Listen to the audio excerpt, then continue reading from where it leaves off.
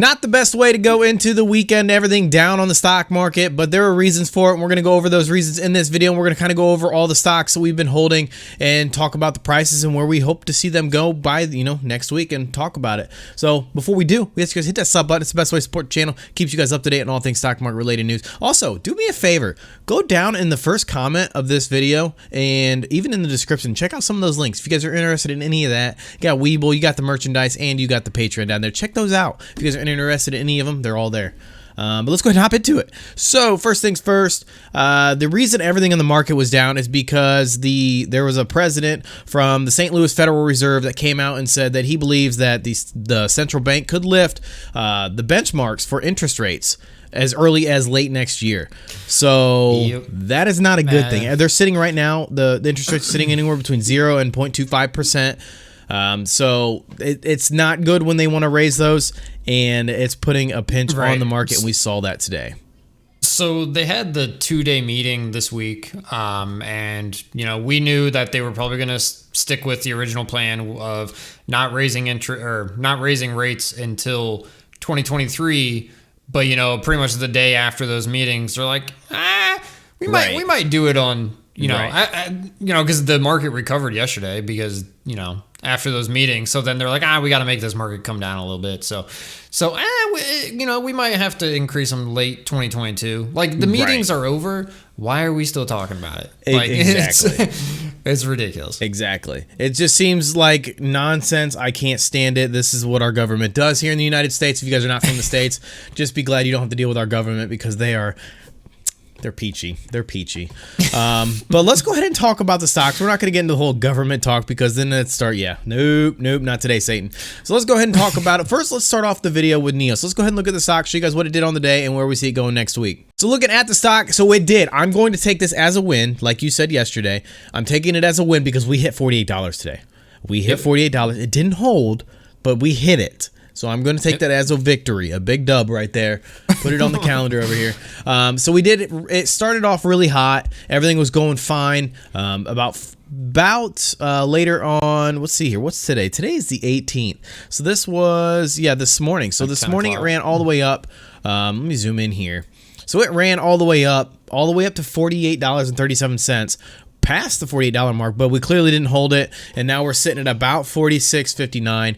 What's interesting though is at the end of the day, so our volume for the day with Nio was sitting around 50 million, and then at the very last minute of the day, somebody, some institution, something happened where all of a sudden the volume on Nio went to 40 million in the last minute. 40 million in 1 minute when usually this thing is at like 100,000. I mean, the previous minute before was 139,000, 200,000, 127,000. Like, is it in the thousand? In the last minute, it went to 40 million. Somebody or something happened that caused the volume to jump down. Somebody dumped 40 million, or the volume, 40 million. I don't know how to describe it. Basically, 40 million in volume in the last minute of Nio. Absolutely BS, and I'm hoping that didn't, that there's nothing bad that came out. If you zoom in on that, that minute, I mean, it wasn't all sales. Like, it was almost half sales, half buys, really. Well, so I guess, yes, that's true. Yes, I'll give you that. I guess it's just red because the majority of the seller, right? Yeah, but it's not like someone dumped 40 million. Right, yeah, I should clarify that. Yes, so you can see by the candlestick, the top and bottom of the candlestick, it's pretty much in the middle between sellers and buyers. Obviously, sellers still had the little bit more of the power there because it's a red candlestick, but 40 million in volume, I mean, we went from 228,000 to 40 million within a minute. That is something happened somewhere. I don't know if somebody bought something, if somebody sold something, if news came out, something, who knows? Who knows? But if anything comes out about it, we'll pass it along to you guys and talk about that. But we did hit the 48. Let's see if we can test that 48 next week. I'm hoping so. Just keep pushing in the positive direction. But we'll see how this the Federal Reserve news affects Nio coming next week. But Tesla did finish positive, up about 1%. Kind of, again, Nio and Tesla haven't been doing the same. They kind of been doing their own things lately, as of late. And it looks like this could have been a whole market thing. Who knows? Because it looks like Tesla Tesla had another Tesla run did the up. same Let's thing. see here. CCIV didn't really have anything a whole lot. that did. AMC, same yeah. thing. So this who knows? knows? Who Bunch knows? of big guys dumping Right. and buying, I guess. I don't know. Right.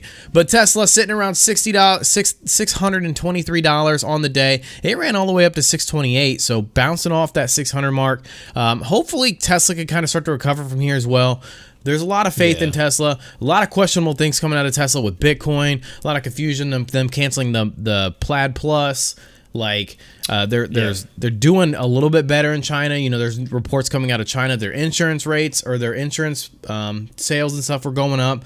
So there's good things coming out with Tesla, but it's a matter of this turning around and hopefully, you know, going for the better. But looking at CCIV as well, we can see that it was kind of down on the day as well, down about 0.5%. This is the one I'm still pulling for. You know, Oh, yeah. not a whole lot of news coming out with CCIV. The big news of this week is the fact that they announced their merger date. So we'll wait for that to come out. I think it's what, July next month? July 23rd, I believe. Yeah. So when that comes out, hopefully this thing runs up. You know, maybe we start pushing up towards 30. This one to me seems like it just keeps going up and down, like as of late. Like we even have it mapped out that we've been stuck in this 20 to 25 range. Right, there's not really any news coming out, so it's probably going to stay here until they start doing deliveries, or at least until the merger, and then hopefully after the merger, actual news, you know, starts coming out more regularly. But yeah, it only ran up some because they got caught in the whole Wall Street bets short squeeze kind of stuff. Right. So that was another one of those stocks that they were trying to pump. So yeah, I expect not really anything to happen until at least the merger, or as we, you know, a couple days before the merger, as we start getting close to it. But right. So hopefully we kind of break out of though, this. You know, it would be nice to push towards 30. Yeah. Yep. Long term, I think it's going to be great, but short term, I don't think it's going to move. Right. Exactly. And then if we can look at AMC, the monster of the month. So this one has been surprising me because we've been sitting around the $60 mark. So we tested out a couple support and resistance lines, and it seemed to bounce back up. And, you know, we're kind of just trending upward at this point. You know, slowly we're getting there, but we're starting to push up back towards 60. If we can hold this 60, you know, maybe even push back up towards 65. You know, we tested 65 a couple times this week. So we'll see if we can hold in this 60 to 65 range. And once we break past 65, maybe start testing that 70 mark and short squeezes. Yeah, Go ahead. There's a lot of resistance in the low 60s or kind of mid 60s, I guess. It seems like it doesn't really want to go above that, but like you said, if we bust past that, then I think it's just to the moon, basically.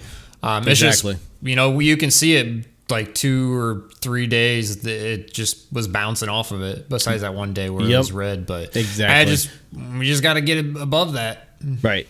So we'll see what happens. You know, there really wasn't a whole lot of news today with really anything except that whole Federal Reserve. So we just kind of wanted to bring all this to you guys. But there really wasn't a whole lot of news this week with a whole lot of stocks. There's a couple articles here and there. Nothing too exciting to really drive anything up, 10, 20, 30%. But if anything does come out, we're going to pass all that along to you guys. And again, thank you guys so much for all your support. If you guys like this kind of content, hit that like, share, notification bell, all that good stuff. We really appreciate all the support you guys have given us so far. And for those that are making it to the end of this video, thank you so much for watching. We really appreciate you guys. You guys are the strong ones here, helping lift us up and, push us forward and keeping us going. So again, thank you guys so much for all your support, and we'll see you guys in the next video.